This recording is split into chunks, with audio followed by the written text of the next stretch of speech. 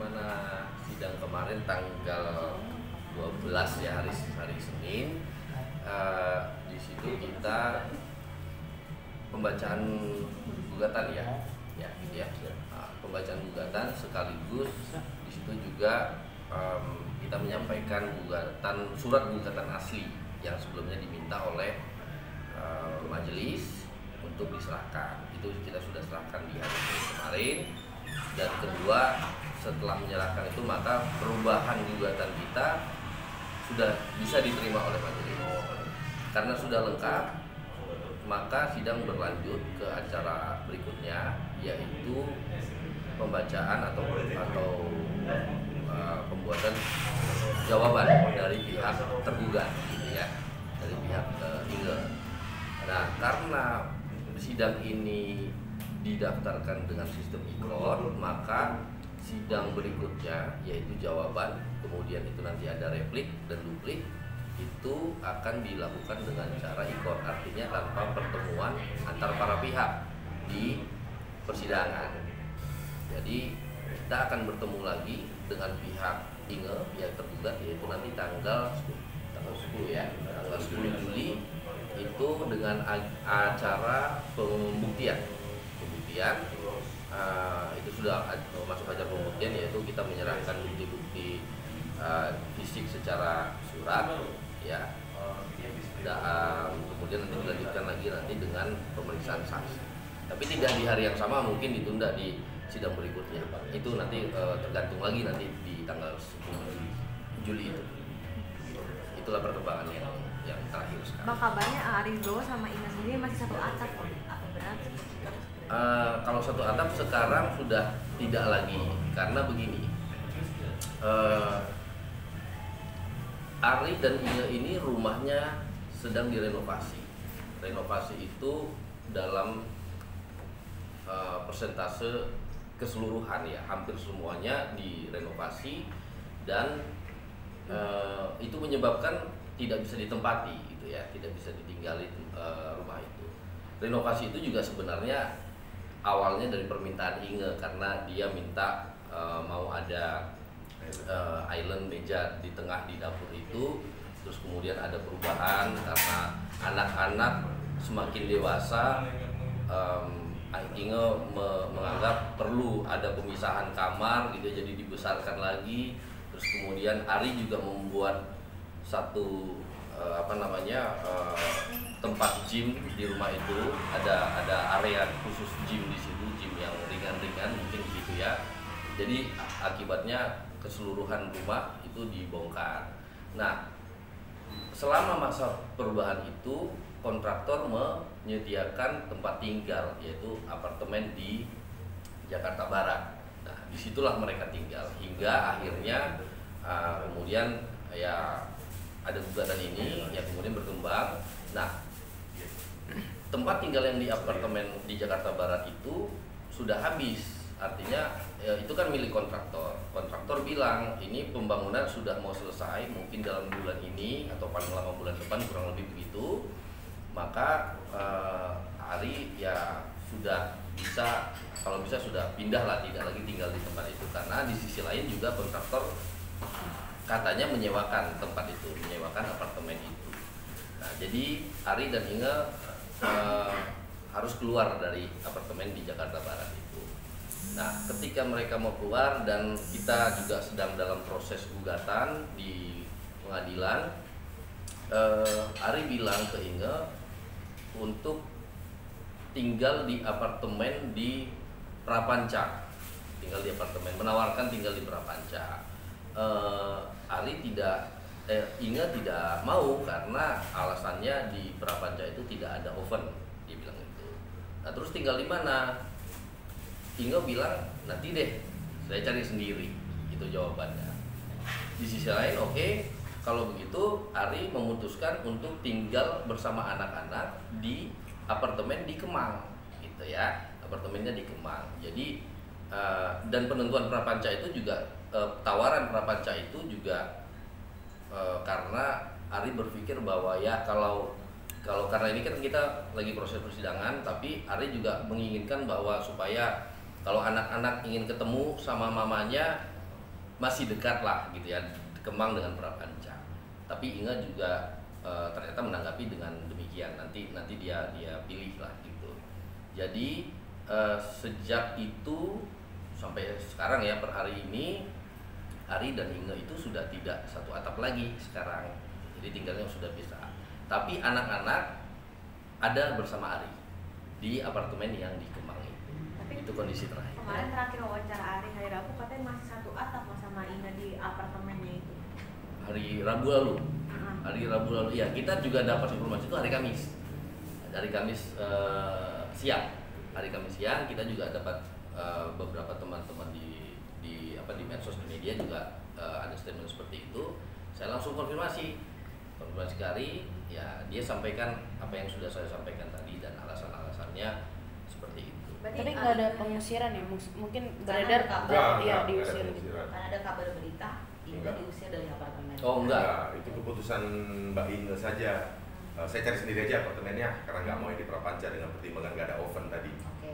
Gitu. Jadi tidak ada yang namanya pengusiran, tidak ada contohnya ya kamu harus keluar, tidak. Gitu.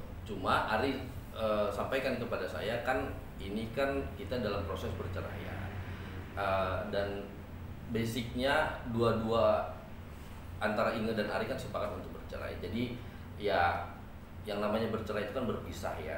Jadi Ari sampaikan bahwa momen ini ya ada baiknya juga kita harus berpisah, karena kita sudah sepakat sebenarnya untuk berpisah, tapi kita tetap harus menghormati proses persidangan, kan begitu ya gitu. Tapi di dalam hati mereka masing-masing kan memang sudah tidak ingin bersama lagi gitu, maka sempat dibicarakan seperti itu, kita berpisah. Kalau soal urusan anak, kan maksudnya kan kalau pihak sana selalu bilang bisa bertemu tapi banyak syarat-syaratnya gitu kan. Yang inginkan namanya anak dan ibu ya bisa monggo aja, maksudnya ketemu aja bebas gitu kan. Benar nggak sih ada syarat-syaratnya kalau untuk ketemu sama mamanya sendiri? Tidak, sejak awal memang untuk urusan anak itu sudah dibicarakan dengan Inge juga, dan Ari juga tidak pernah melarang membatasi ketemu dengan anak-anak. Justru dia bilang bahwa ya itu tetap ibu anak-anak gitu ya. Jadi kapanpun anak-anak mau ketemu ya silakan. Begitu juga Inge, kapanpun Inge mau ketemu ya silakan gitu. Tapi ya tetap artinya kehidupan anak-anak itu tetap harus berjalan. Contohnya ya kalau lagi sekolah pengen ketemu ya jangan ketemu, jangan jadi bolos gitu ya. Bukan seperti itu juga gitu. Jadi tidak pernah ada larangan, tidak pernah ada pembatasan dalam bentuk apapun kepada Inge gitu. Cuma ya dalam konteks nanti sudah diputus perceraian, Ari sampaikanlah kepada Inge juga ya, nanti kalau bisa minimal diberitahu bahwa anak ini yang si satu misalnya lagi sama saya, misalnya lagi saya ajak misalnya gitu ya. Jadi harusnya diberitahukan lah minimal gitu. Jadi tidak ada yang namanya pembatasan atau harus izin, apalagi kalau mungkin ada bahasa harus izin Ari. Jadi kalau Ari nggak mengizinkan maka tidak akan terjadi pertemuan, tidak akan dijemput begitu, nggak ada, tidak ada. Jadi kapanpun kalau selama anak-anak bisa, dia punya waktu, oke, ya ketemu mama gitu. Karena bagaimanapun juga itu kan ibu kandungnya. Gitu. Yang bermasalah di sini adalah antara kedua orang tuanya, papa dan mamanya. Itu masalahnya antara kedua orang itu, bukan masalah antara anak dengan ibunya atau anak dengan ayahnya, bukan. Jadi makanya Ari dan kami juga berpendapat seperti itu. Ini masalah antar kedua, jadi anak-anak juga harusnya tidak ikut campur lah. Untuk perjanjian pranikah sendiri Pak, mungkin ada dalam gugatan seperti apa, kan kata Ari sendiri kan kemarin harta Inge yang dimiliki Ari ya rumah. Jadi tidak ada pembagian harta tersebut. Dan sejauh ini seperti apa mungkin perkembangan? Betul. Jadi pembagian, kalau ngomong soal pembagian harta itu memang sebenarnya sudah dibagi sejak awal. Kenapa? Karena konsep perjanjian perkawinan itu adalah pemisahan harta antara istri dengan suami. Nah, harta itu kan dilihat dari siapa pemiliknya. Contoh kalau rumah itu siapa pemiliknya, atau mobil pemiliknya siapa gitu ya. Ada namanya di situ. Nah, jadi sejak awal memang sudah dipisah sebagaimana akibat dari perjanjian perkawinan tersebut itu ada akta notarisnya, dan itu dibuat sebelum 2 bulan, sekitar 2 bulan sebelum mereka merit. Jadi kalau saya tidak salah itu bulan Mei, mereka meritnya bulan Juni, gitu ya, tanggalnya nanti mungkin ditentukan lagi. Nah, jadi soal pembagian harta itu mengacu kepada perjanjian perkawinan. Gitu. Nah, kalau bicara soal gonogini itu kan adalah akibat dari perceraian. Kalau gonogini itu kan sebenarnya sama-sama dibagi, tapi pembedanya adalah yang ini dibagi menurut namanya, yang gonogini itu dibagi menurut persentasenya, artinya 50-50 itu dibagi 2 gitu ya. Itu konsepnya gonogini.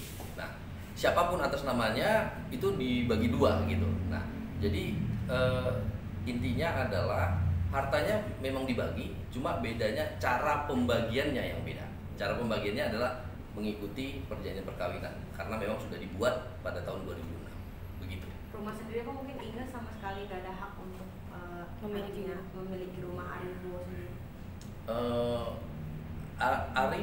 Ari punya hak untuk memiliki rumah gitu. Ya, karena memang ada rumah yang di Jalan Bangka itu juga itu sudah memang milik Ari sebelum mereka merit ya. Sebelum mereka merit juga, sebelum mereka kawin juga sudah atas nama Ari. Dan rumah yang direnov itu yang di Bangka itu kan, Bang? Atau yang ya betul, yang di Jalan Bangka itu rumah Ari sebelum mereka kawin juga sudah milik Ari. Bang, kan ada kemarin sempat wawancara Inga juga, dan dia selama pernikahan dengan Ari memang dia tidak memiliki apapun, sampai mobil pun tidak diberikan gitu kan sama Ari. Kemana-mana dia selalu naik kendaraan umum gitu kan. Nah ini gimana tuh Bang? Nah ini yang penting diluruskan soal mobil nih. Jadi informasinya adalah ada mobil itu enggak, mobil itu milik itu memang sudah bawaan dari Inge. Memang betul pada saat mereka menikah, sebelum mereka menikah, Inge punya mobil. Inge punya 1 mobil, kemudian mereka menikah. Nah ketika mereka menikah itu mobil itu dijual, kemudian ditambahkan mungkin sedikit atau beberapa begitu ya, nilainya juga belum tahu begitu pasti. Dibelikanlah mobil baru, dibuat atas nama Inge gitu ya. Jadi soal mobil yang dimaksud, yang katanya dibawa, sebenarnya kalau kita bicara faktanya, mobil itu bukannya mobil bawaan Inge gitu loh. Jadi mobil kenapa? Karena mobil itu mobil yang baru ya, mobil yang baru itu ada di dalam masa perkawinannya gitu loh. Jadi itu bukan bawaan Inge. Tapi kalau ditanya mobil itu punya siapa? Itu mobilnya punya Inge. Kenapa? Karena atas nama Inge gitu. Jadi kenapa atas nama Inge? Karena ya mengacu kepada perjanjian perkawinan, kembali ke yang tadi, konsep perjanjian perkawinan tadi.